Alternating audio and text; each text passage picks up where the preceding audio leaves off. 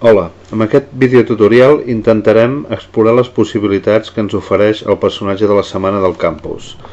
A la portada haureu vist un enllaç prou clar a la part central que ens remet en aquest espai del campus, en el qual en primer lloc hi trobareu una fotografia o un vídeo del personatge, en aquest cas de Nessie, que és el monstre del llac Ness. Trobarem una petita introducció i sempre, sigui el personatge que sigui, trobarem un enllaç cap a la fitxa en format paper.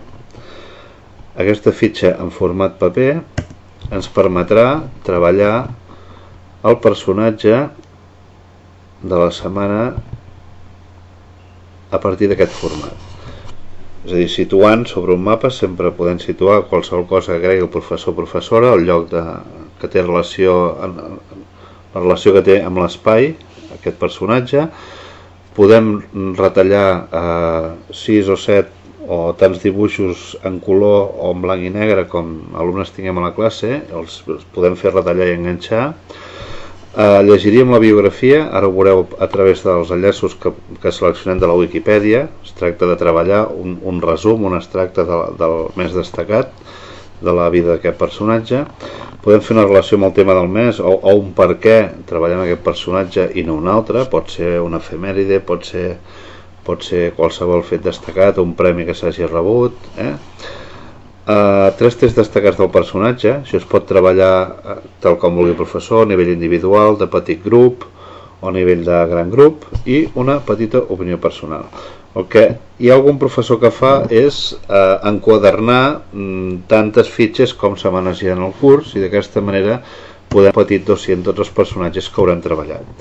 Bé, aquí en aquesta part tenim informació sobre l'aigua, informació sobre l'aigua del consum, informació per identificar l'aigua potable, sempre o la majoria de vegades informació de la Wikipedia en català, sempre que es pugui, i en cas de que no o hi hagi una millor informació es pot treballar també en castellà. D'aquesta manera també treballem les dues llengües.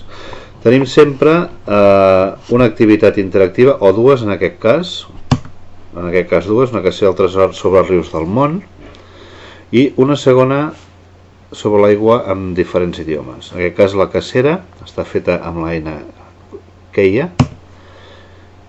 i el que es tracta és de llegir aquestes 3 fonts d'informació marcades amb una lupa i contestar les preguntes que se'ns proposen. Són preguntes sempre tancades i el professor considerarà o no la possibilitat de fer la gran pregunta que completaria el que seria una cacera del tresor.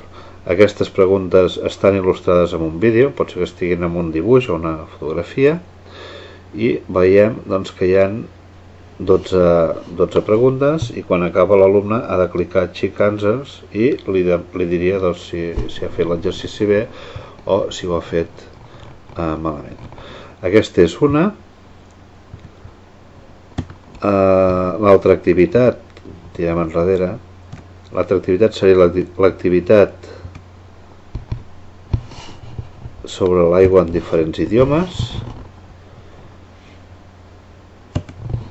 En aquest cas és un exercici d'aparellament de columnes. Cada setmana aquests exercicis poden ser diferents, és a dir, a vegades trobarem sopes de lletres, a vegades trobarem qüestionaris, a vegades trobarem doncs, altres tipus d'eines.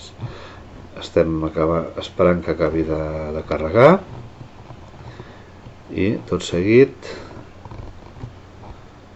haurem d'aparellar la paraula aigua amb diferents idiomes. Aquí a la dreta se'ns marcarien els resultats. Bé, i finalment, com a darrera activitat, sempre trobem un trencaclosques elaborat amb l'eina Bubblechart. És un trencaclosques que el professor o professora pot considerar treballar o no. És important dir que cada professor o professora decideix si fa totes o només una part de les activitats que acabem de veure, i sempre es poden completar doncs, amb altres activitats que es consideren.